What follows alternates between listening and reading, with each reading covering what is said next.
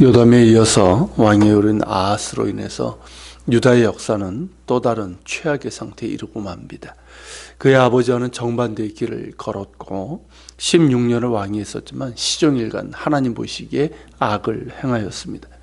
역대의 저자는 아하스가 그의 조상 다윗의 길이 아니라 이스라엘 왕들의 길, 아합을 비롯해서 그 왕들이죠. 그러니까 하나님을 버리고 온갖 우상숭배와 악행을 저지른 그 길로 행하였다고 그렇게 기록하고 있습니다. 그래서 이제 바알들의 우상을 만들고 예루살렘 서쪽의 흰놈의 아들 골짜기에서 우상숭배를 하면서 가나안 족속들이 행했던 인신제, 그러니까 자신의 자녀를 불살라서 우상에게 바치는 그런 악행까지 범했습니다. 또한 유다 산지의 산당과 언덕과 모든 푸른 나무 아래에서 우상에게 제사를 드리며, 그러니까 자기뿐만 아니라 백성들도 그렇게 하게 한 거죠. 그렇게 이제 우상 숭배의 죄를 범했습니다. 이러니 어떨까요? 하나님의 진노가 임할 수밖에 없었고, 그 진노하심은 아람 군대의 전쟁, 그리고 북이스라엘과의 전쟁으로 이어지게 됩니다. 이로 인해서 많은 백성들이 죽고 포로로 잡혀갔는데, 북이스라엘의 침략으로 인해서 무려 20만 명이 포로로 잡혀가고 맙니다.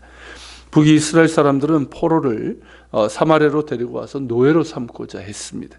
그런데 이때 하나님의 선지자 오뎃이라고 하는 사람이 그들을 책망합니다.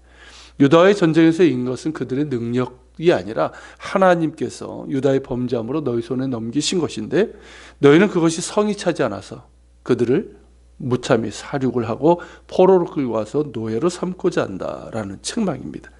그리고 이어지는 말은 너희는 하나님께 범죄함이 없느냐? 훨씬 더 많죠. 그러면서 만일 포로로 끌고 온 너희 형제들, 곧 유다 백성들을 돌려보내지 않으면 하나님의 진노가 너희에게 곧바로 임할 것임을 경고하게 됩니다. 이로 인해서 이제 방백들이 어떻게 됩니까? 그것을 이제 두려워하면서 군인들을 이제 막죠. 그러면서 이제 포로와 전리품을 백성과 지도자들에게 넘기게 되고, 그들은 포로들에게 옷을 입히고 상처를 치료해주고 돌봐준 후에 모든 포로를 여리고로 데려다주고 사마리아로 돌아오게 됩니다. 이로 인해서 포로로 끌려갔던 유다 백성 모두가 무사 귀환한 것인데, 이런 진노 가운데서도 긍휼을 베푸시는 하나님의 자비입니다. 그리고 이러한 자비를 베푸신 이유는 북왕국과 남왕국이 비록 분열되어 있지만 한 형제 아닙니까? 그러니까 율법에 따르면 어떻습니까? 동족을 노예로 삼을 수 없지요. 그런 것도 있고, 동시에 이제라도 그 죄악에서 돌이킬 수 있는 기회를 주신 것입니다. 그러나 아하스는 돌이키지 않았고 결국 스스로 패망을 자초하고 맙니다. 이번에는 에돔 족속과 블레셋이 침략해서 성읍들을 점령하고 백성들을 사로잡아 갔는데, 이 일로 아스루 왕 디글랏 빌레셀에게 도움을 청한 것입니다. 하나님의 도우심을 청해야 될 그 상황에서 인간의 도움을 구한 것이죠. 그 당시 아스루는 메소포타미아 지역의 신흥 강국이고 또 매우 호전적이고 잔인한 나라였습니다.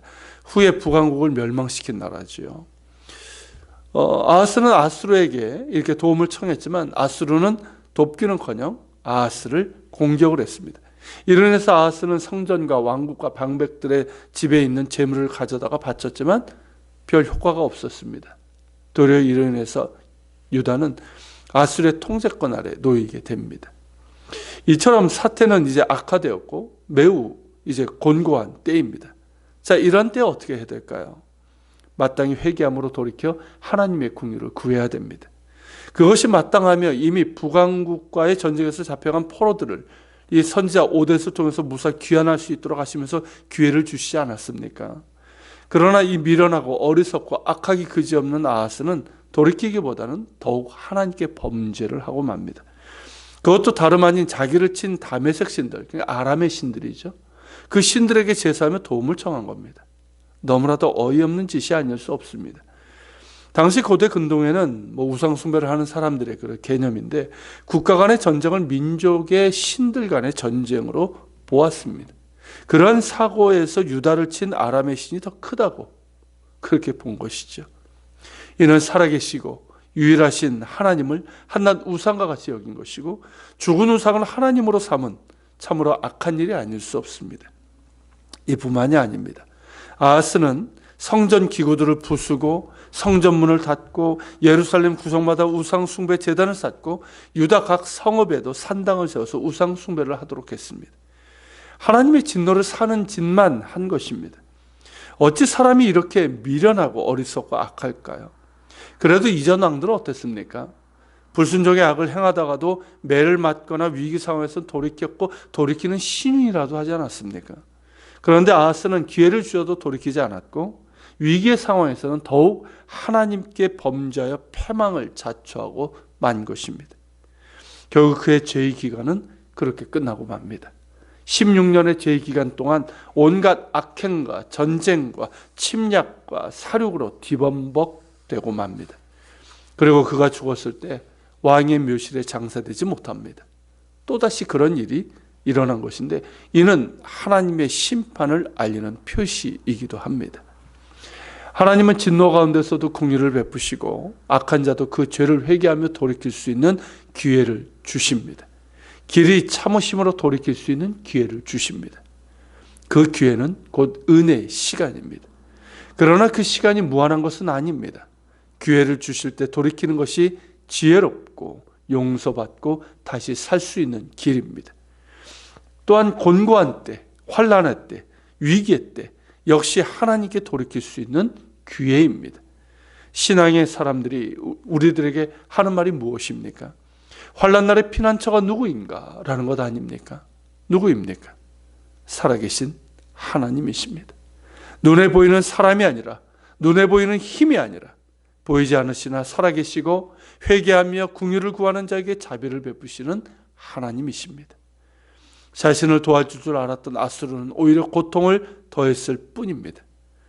오직 하나님만이 죄인에게도 기회를 주시는 자비로우신 하나님이시며 그를 찾는 자들에게 환난 날의 피난처요 도움이시며 힘이시고 우리를 긍휼히 여기시는 하나님이십니다. 같이 기도합시다. 하나님,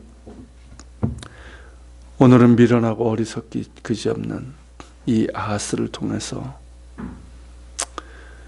우리를 긍휼히 여기시며 환난 날에 우리가 구할 자가 누구인지를 다시금 확인하게 됩니다.